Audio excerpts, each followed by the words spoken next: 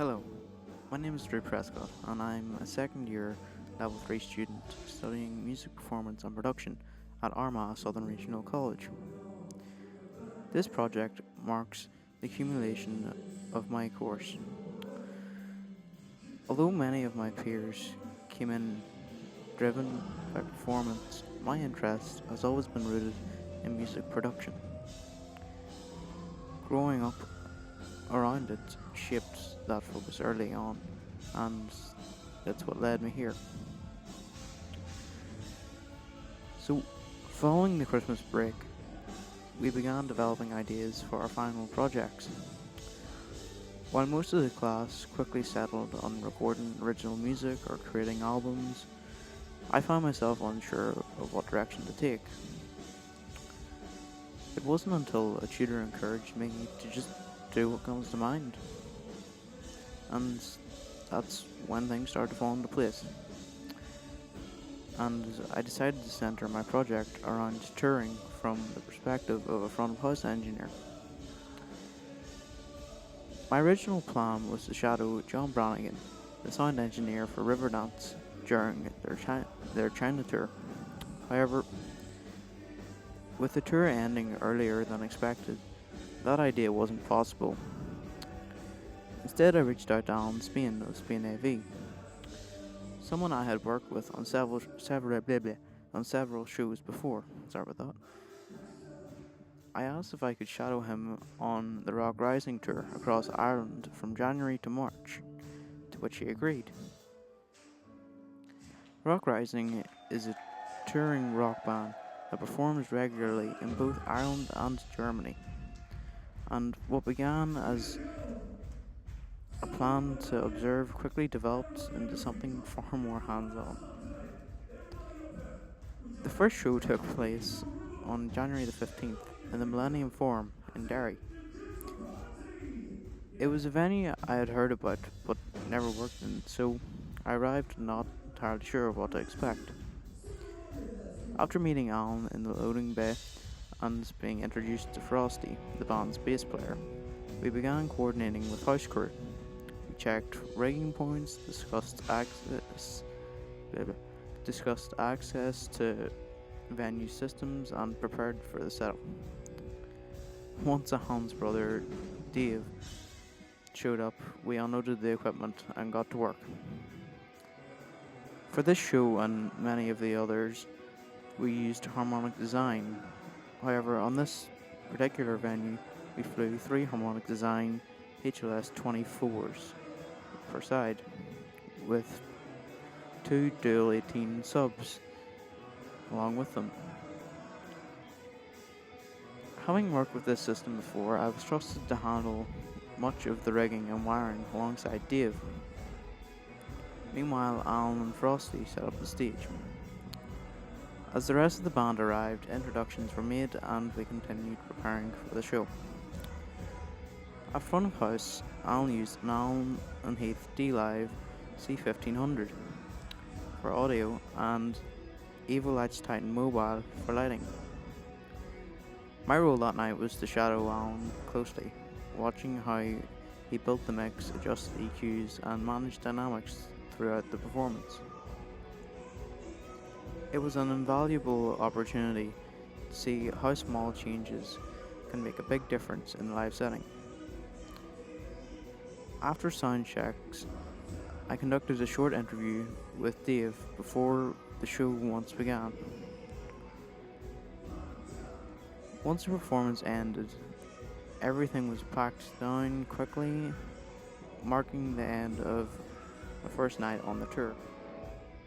This is the first day of the Rock Rising tour in Ireland, and I'm here with Dave, and I'll let him introduce himself. Hi, I am David Spain. I'm the owner of Spain AV. So we're an all areas production provider. We do audio, lighting, LED, video, variety of shows, indoors, outdoors, corporate, private, TV, a whole bunch of stuff. You name it, we do it. And we're here today providing all of the front of house audio and ground package for a well-regarded theatre show called Rock Rising. So we're a year and a half into this contract with these guys. So we do north to south. They spend a lot of time in Germany, Croatia, France, you name it. And I'm lucky enough not to be on those shows. I'm only dealing with the regional stuff. So my brother, my partner Alan, he's the guy that handles all the international bookings, and that's us in a nutshell. So, Dave, what is your role on the Rock Rising Tour? On a show like this, because I'm not here, because I don't attend the show regularly, I'm going to come in for specific shows. The Millennium Forum is an interesting venue because the way it's laid out between the ground floor, the circle and the upper circle, we provide the front of house audio system for this particular tour, because the in-house system, while it's fine for a vast majority of stuff, is not really suited to this particular tour. So we tour a package periodically with this band. So I'm here to supervise the flying and the rigging of the audio system, and then because we have guys here that occupy all of the other positions, whether it's stage management, whether it's monitors, front of house, lighting, or stage set, I kind of bounce between them all on a gig like this. So, on the next question, how are you feeling about this first show? This first show is pretty good. This is the first one now of 2026, but we did have quite a busy autumn season with them. So there was a lot of Irish tours, and for the second or third time last year, I can't really remember, they went back to Germany for 2 weeks. But so far it seems to be going pretty well. They had a rehearsal in our facility last Monday with some of our guys, so we just come back in and tidied up a few bits. We checked all their inner mixes and their packs, went through all their colour schemes, looked at any new additions to the set, and then we packed the truck, and here we are in Derry. And my next question, what's been your biggest challenge so far with this tour? This particular tour is relatively straightforward because we're probably 160 or 170 dates into it over a year and a half. So it runs itself to a point that everybody has a well-rehearsed, predefined role. So no major issues so far. Challenge today was flying the audio, because we're carrying more audio on this particular gig tonight than this tour would generally require. But due to ticket sales and everything else, then the whole front of house thing has been greatly increased, which is great. So yeah, no major challenges, but again, the challenge is to keep everybody safe. You get there, you make sure it all goes up. If you fly something, it wants to fall down. If you build it, it wants to blow away. So basically, you just try and keep it and make sure that people pay attention to what it is that they're doing, because they can get complacent. Thank you. And what are your personal strategies in keeping up with your health, like how to avoid burnout and how to pass downtime? Sleep is the key, and turn off your phone. Right? Don't get sucked into the whole idea of a doom scroll. If you're in a hotel, turn off your phone. Sleep. You try and eat as healthily as you can.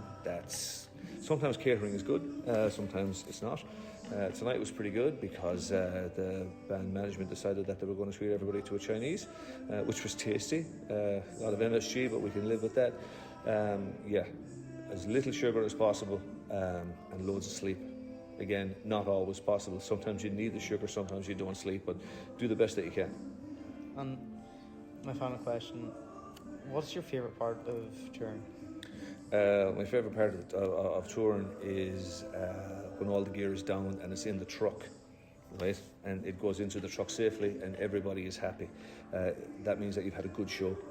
If it's well attended, that's a plus. Most of the shows that we do are well attended. I like the whole thing because I like the people, I like the environment, I like the house crews that we meet, and thankfully we're in a position now that if we're not really into a show, then we won't do it. We just look, it's no problem, it's just not for us. But we do I like the lifestyle, I like the freedom that it gives us. I like traveling, but I like going home. So yeah, sleep as little sugar as possible and enjoy the work that you do. Thank you. 100%, thank you. The second venue on January the 17th was at the Marketplace Theatre in Armagh. a venue much closer to home and one I was already familiar with. I already knew the layout and house crew, which made the day feel a lot more comfortable from the start. This time we were able to integrate with the venue's in-house system, reducing the amount of external equipment needed. During the setup, I began running DMX for lighting, which sparked a new interest in lighting design and control. While Alan handled the sound check, I w- bleh, bleh. While Alan handled the sound check, I worked alongside the venue's lighting technician to adjust positions and refine the look of the stage, Shane Stewart. I also captured a multi-track recording of the performance, which I later used to practice mixing the band at home, which you'll hear in the background. After the show, Alan approached me with an unexpected question. If the opportunity arose, would I join the band for their Germany tour? And up until that point, I had only planned to follow the Irish leg of the tour, but this was a chance to take this project much further, and I immediately accepted. So, I'm here in Armagh, in the Marketplace Theatre, with Alan, and I'll let him introduce himself. So, who are you, and what is your role in this tour? My name is Alan Spain. I'm the front of house sound engineer and lighting engineer on the Rock Rising show. So, how are you feeling about this particular show in the Marketplace? I like the Marketplace because I've done lots of other shows there. It's comfortable, the house crew are great, there's good facilities in the house, and we augmented with some of our own stuff as well, so it sounds and looks really, really well. Okay, so what have your biggest challenges with this show so far been? Well, we've done about 60 dates in total since I started in October 2024 between touring Germany and Ireland and stuff like that. So it's a pretty well-oiled machine. I suppose the only challenges we have depends on the room, as in if the room is honky or different things like that. Usually, like from an equipment point of view, we have very little kind of fails. The way the stuff is ran, it's ran on like a Veeam system. So the brain, which is the input stage box, is already pre-patched. All the boxes are labelled, so the only thing sometimes it can go wrong, which is always found pretty quickly in the sound check, if one of the boys in the band plugs something in by mistake because of their own patching on stage, because it's a 7-piece, and you know it's a tight budget tour. A lot of time I'm on my own, so the boys would wire the stage themselves. Thank you. So, what are your personal strategies in keeping up with your health, how you avoid burnout, and how you pass downtime? I don't drink or smoke. I never did. I saw too much of it because my dad was a musician all his life, so that kind of turned me off it. The big thing is trying to get enough sleep. That's the main thing. That's definitely how to avoid burnout. Yeah, that's kind of it really. You have to try and you can get fooded out from eating, like, you know, if it's takeaways or stuff like that. It's all well and good saying bring something with you from home. Sometimes you're not at home and then you're having a breakfast in a hotel. You're not even hungry, but you're eating it, because if you don't, it's going to be, you know, 4 or 5 o'clock in the afternoon before you're going to get the next something to eat or whatever. You know, when we go to Germany, there's all catering at the gigs. So when you land, you know, there's a woman that looks after catering, so you can go make a sandwich straight away. Then we can start putting up gear, and then we get dinner in the evening. That's basically it. Right, thank you. So, Man, we're doing an interview. Fuck off. Fucking dickhead. Autistic guy. so final question. What is your favourite part about touring, and what do you find most challenging? I like touring. What? It's probably 20 to 7. Yes. I like. What? What was that question again? So, what is your favourite part about touring, and what do you find most challenging? I suppose the travelling is most challenging because, you know, like when we go to Germany, some of the drives are horrendous. You know, it could be like 200 kilometres of a drive. So you could be leaving like, you know, it depends on the day of the week. If it's a Friday, all the motorways are going to be mad. So you're leaving at 8 o'clock in the morning. It could take 4 hours, could take 5 hours. So like you're trying to sleep in the van. You're looking at your phone, you know, you're taking calls because our business is based in Ireland, because we have a production company outside of this band. This is just a client.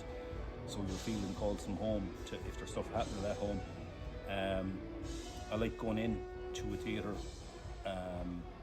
and making it look and sound really, really well. You know, if there's stuff to be augmented in-house, great. Some places there's not, and you're just on your own with what you're carrying yourself. So yeah, that's kind of it. Well, that's it. Thank you. Not about it. I'm here in the Talbot Hotel in where are we? Clonmel. In Clonmel County Tip. with Frosty, and I'll let him introduce himself. So, Frosty, bass player with the Rock Horizon show, here with Drew. so how are you feeling about this particular show? This show I absolutely love. I've done a lot of different shows and played with a lot of different bands over the years, but I have to say, this is my favourite. I just love the whole aspect of the show, what it's about, especially the people I'm working with, and that makes a huge difference. This is my favourite so far. So, getting in an environment where you feel comfortable and you feel happy. Oh, big time, yeah. I mean, just the guys that are involved, we all know each other over the years, so there's also a friendship built up there from before, and it makes it a lot easier to work with these people. So, what's been your biggest challenges with this show so far? I suppose there's been, I don't know if challenges is the right word, but a lot of it is kind of the geography, because whereas there's 3 of us live quite close, the other 4 members have to travel, so obviously arranging rehearsals maybe halfways up the country and getting rehearsal rooms, and then just the challenge of actually getting us all to play together tight, learning the stuff properly, making sure there's always a pre-production done with Spain Heavy for the lights, sound, and then everyone's happy with the production. And after that, basically, it is actually just getting the show, the set, and playing everything as good as possible. You know, that's the main challenge. So, practice makes perfect. Yeah, that's it. Yeah, all the time. So, thanks. So, what are your personal strategies in keeping up with your mental and physical health?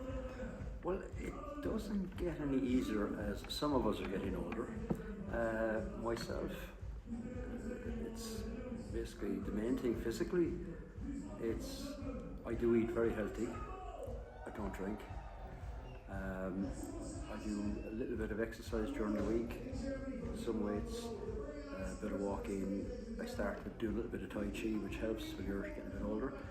And definitely practice, personal practice as well on your instrument. Very important to keep the chops up. And I think a lot of it is diet and exercise. And the good mental thing is when you step on that stage, you kind of feel you're 20 again. So that a lot of that mentally gives you a great kind of buzz. That when you walk on that stage, you're back to your youth. And for me, that's probably the main thing. Mm-hmm. And what's your favourite part about touring, and what do you find most challenging? I'll be honest with you, for me, for touring is my favourite part, but I actually love setting up the show, believe it or not. I don't like taking it down, but I love setting up the show. For me, it's actually meeting the people. And especially meeting younger people that are now into music that was around before they were born. And when you see these people coming to the show, it just lifts our hearts that there's a future there, that people still like what we do. And of course, when you get older people, like we've had people like in their 70s and 80s come to the show and really enjoy it. And for me, that's amazing. You know, I just hope when I'm their age that I feel the same way about the music that I've grown up to love. And you know, I just think the whole thing, for me, it keeps me feeling youngish and in touch with different, let's say, age groups of people, because there's a lot of different age groups at the show, and just the diversity of that. Probably actually, for this show, it's probably the biggest diversity I've seen in a lot of years, and that in itself is just priceless, you know. Well, thank you. No No bother. Thanks, Drew. Appreciate that. See you guys.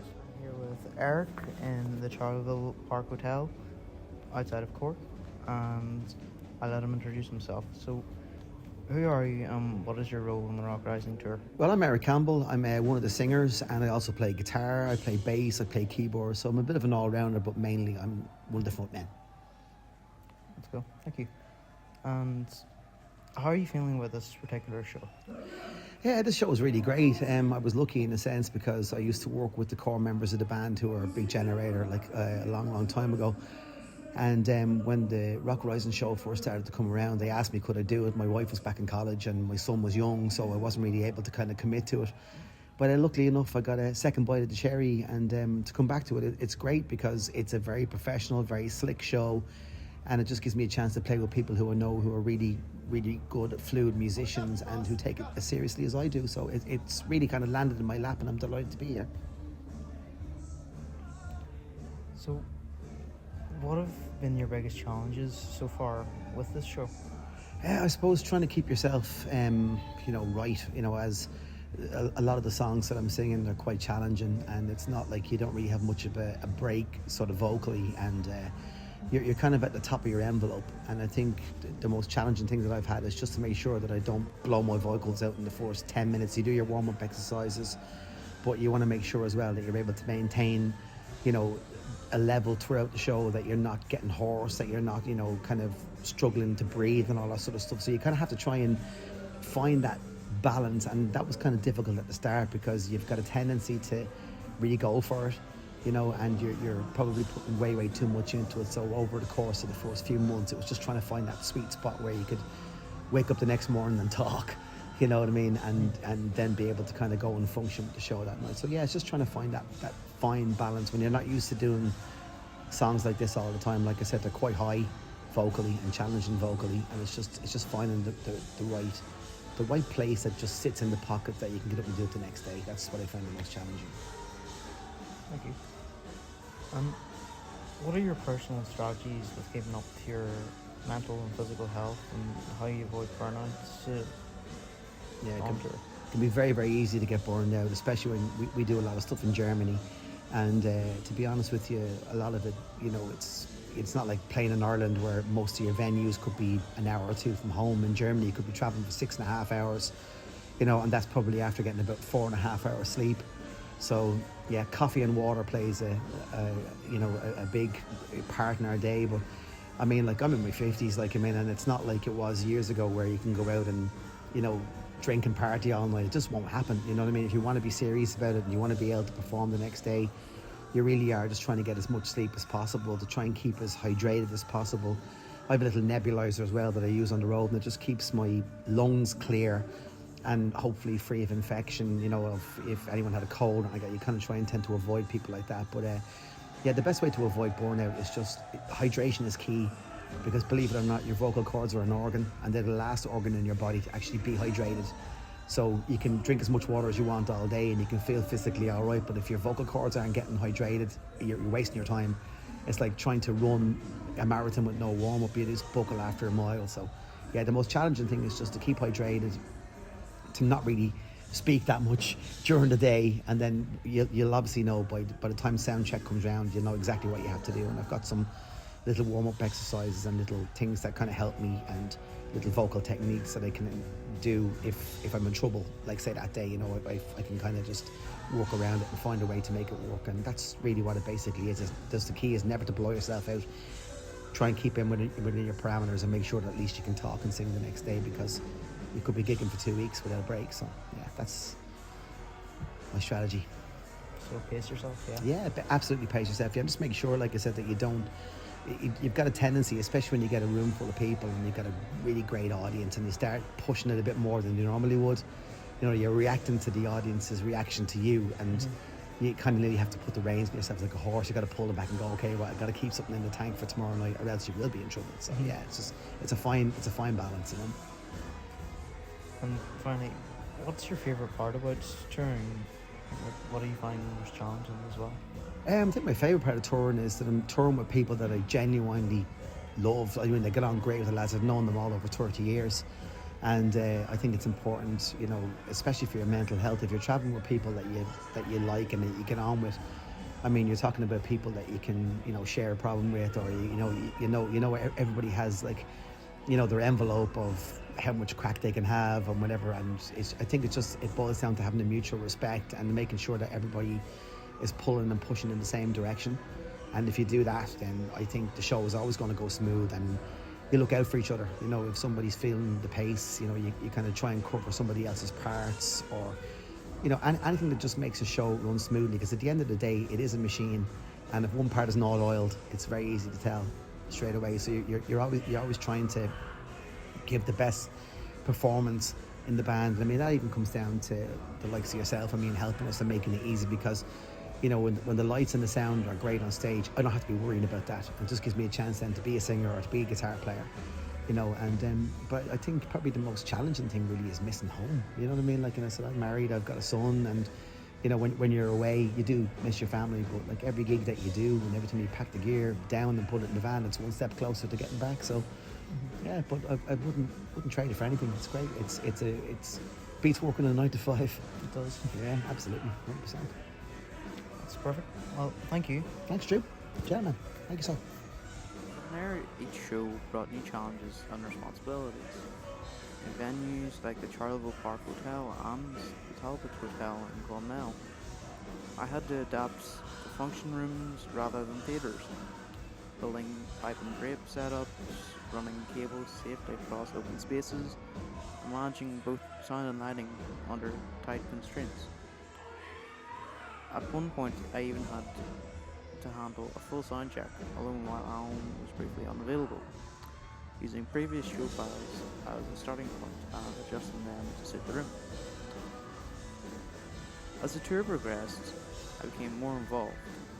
I took on in-ear monitor mixes at larger venues, operating lighting for parts of shows, and gradually built the confidence to step into more technical roles.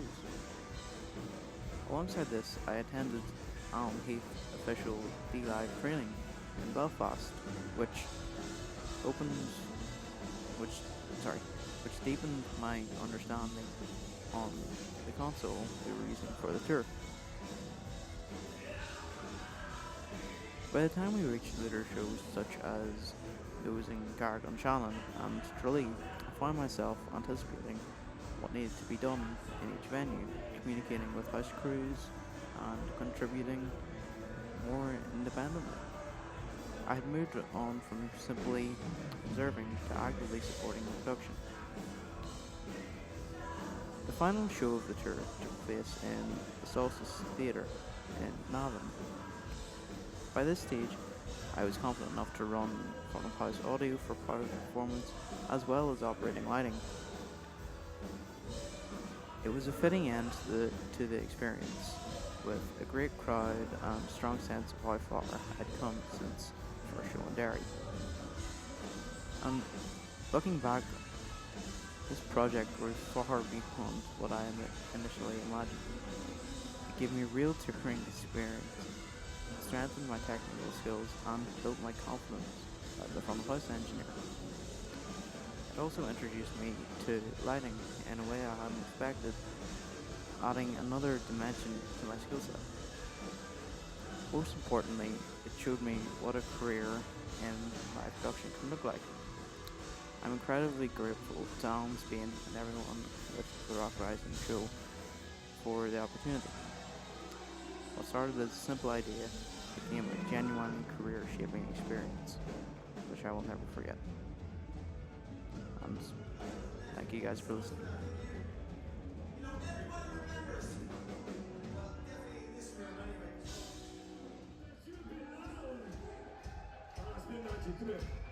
Make some noise for the last time, Navan!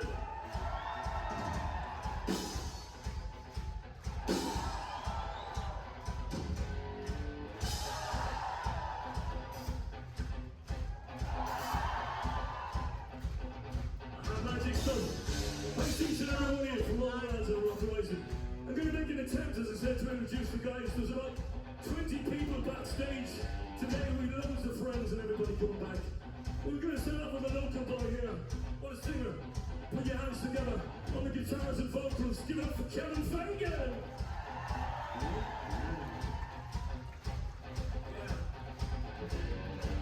Back here on the keyboards and saxophone, from Shannon, give it up for Jamie Lundy. Over on the far left as you look up, he got his hair done especially for tonight. Not. Put your hands together for Frosty over there. What we got? Oh yeah, back on the drums behind me. His mum and dad have been always so great with the lads at Rock Rising. I know they're proud of their son, James, up there. So, make some noise. Drums and vocals, James Kelly!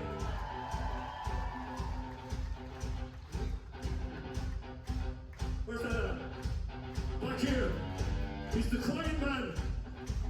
See, this man never raised his voice, ever. Is that right, lads? Please welcome with the guitar and vocals, Limerick City's David Hockaday! Yeah.